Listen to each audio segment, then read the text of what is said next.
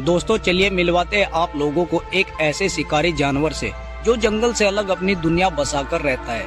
उससे पहले हमारी वीडियो को लाइक और चैनल को सब्सक्राइब कर लेना। दोस्तों हम बात कर रहे हैं पोलर बेयर यानी कि ध्रुवी भालू की, जो एक बहुत ही खतरनाक शिकारी जानवर है।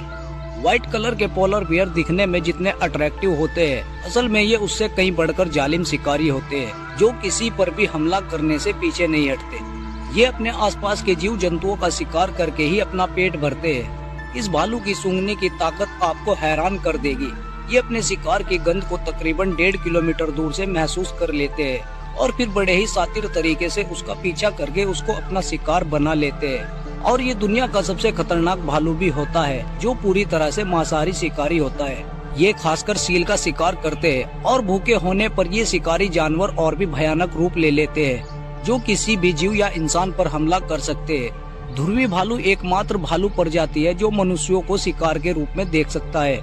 यदि उन्हें भोजन नहीं मिलता तो वे इंसानों पर हमला कर सकते हैं। ये बहुत तेज और फुर्तीले होते हैं, जो बर्फ पर तेज दौड़ सकते हैं, लगभग 40 किलोमीटर प्रति घंटा, और पानी में भी ये स्पीड के साथ तैर सकते हैं, जिससे उनसे बचना मुश्किल हो सकता है। अगर इनके वजन की बात की जाए तो ये तकरीबन 600 से 700 किलोग्राम तक होते हैं। वहीं इनकी लंबाई की बात करें तो जब ये अपने 2 पैरों पर सीधे खड़े होते हैं तो इनकी लंबाई 10 फीट तक होती है, और जब ये 4 पैर पर खड़े होते हैं तो तब इनकी लंबाई 5 फीट तक होती है। मादा ध्रुवी भालू आकार में छोटी होती है। इनकी लंबाई खड़े होने पर 8 फीट तक होती है और इनका वजन भी नर से कम होता है, जो 300 किलोग्राम तक होता है। इन भालुओं में एक खासियत ये भी होती है कि ये अपना वजन घटा बढ़ा भी लेते हैं, विशेष रूप से गर्मियों और सर्दियों के बीच में। ये अपने शिकार को बर्फ के 3 फीट गहराई से भी सूंघ लेते हैं। ध्रुवी भालू के फर सफेद होते हैं ताकि वे अपने वातावरण में छिप सके। आर्कटिक वातावरण में उनका कोट इतनी अच्छी तरह से छिपा होता है कि कभी कभी ये बर्फ के बहाव के रूप में दिखाई देता है। दिलचस्प बात यह है कि ध्रुवी भालू के कोट में कोई भी सफेद रंग नहीं होता।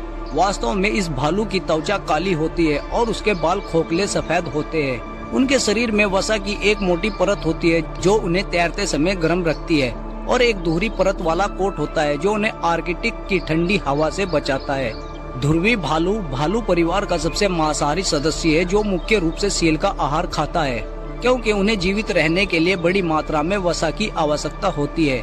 एक ध्रुवी भालू का पेट उसके शरीर के वजन के 15% से 20% के बराबर भोजन को धारण कर सकता है, और उसका पाचन तंत्र उसके द्वारा खाए जाने वाले प्रोटीन के लगभग 84% वसा का और 97% अवशोषित करता है।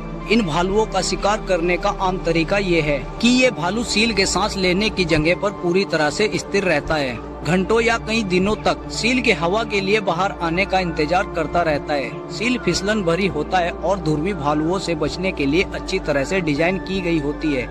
एक ध्रुवी भालू अपने द्वारा शिकार की गई 10 सील में से केवल 1 या 2 को ही पकड़ सकता है, जो वर्ष के समय और अन्य चर पर निर्भर करता है। नेचर ने इनके पंजे इस तरह डिजाइन किए हैं कि ये आइस, स्नो और आइसी वाटर पर भी आसानी से चल सकते हैं। हालांकि ऐसी बेजान जगहों पर भोजन ढूंढना आसान नहीं होता। जैसा कि हमने आपको पहले भी बताया कि ये भालू तैरने में भी माहिर होते हैं, इसीलिए पानी के अंदर जाकर भी शिकार कर सकते हैं। जैसा कि आप यहाँ देख सकते हैं, जब एक कैरिबो पानी में तैर रहा होता है, ठीक उसके पीछे एक पोलर बियर भी होता है, जो बड़े ही शातिर तरीके से दबे पैर इस कैरिबो का पीछा करता है और उसके नजदीक जाकर एक झटके में ही उसे अपना निशाना बना लेता है। लेकिन इसकी हैवानियत की हद तो तब हो जाती है जब ये पोलर बियर इसी भारी भरकम कैरिबो को अपने जबड़ों में पकड़कर घसीटता हुआ पानी के बाहर किनारे पर ले आता है और फिर उसको खाने की तैयारी में जुट जाता है। इसके जबड़े बहुत मजबूत और शक्तिशाली होते हैं, जिनकी मदद से ये किसी भी जीव को आसानी से टक्कर दे सकता है।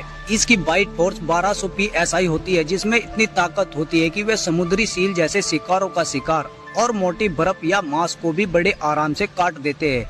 और ये ज्यादातर अकेले ही रहते हैं और अकेले ही शिकार करते हैं।